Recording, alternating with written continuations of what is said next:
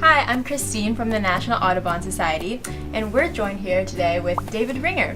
So he is the Chief Network Officer at Audubon, and he also happens to be an expert birder. If you are looking to supplement food for some of those fruit-eating birds, there are a couple of things you can do.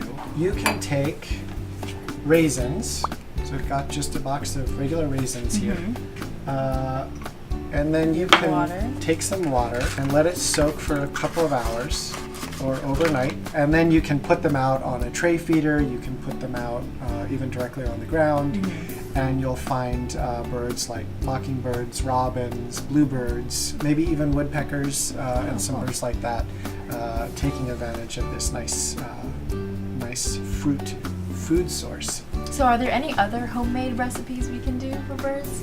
Well, there sure are, Christine. I'm glad you asked. Yeah. So what we're going to do is we're going to take some yellow cornmeal here.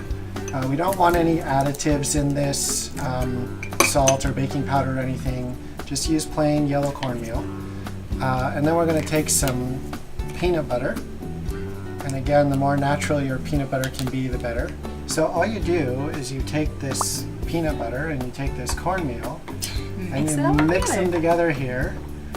And I don't know if we're going to get a perfect consistency in this little cup. And once you get a good doughy consistency, you can put it into a feeder that's designed for suet. You can put it into cracks in tree bark, and then you'll see lots of birds coming to this. Very popular.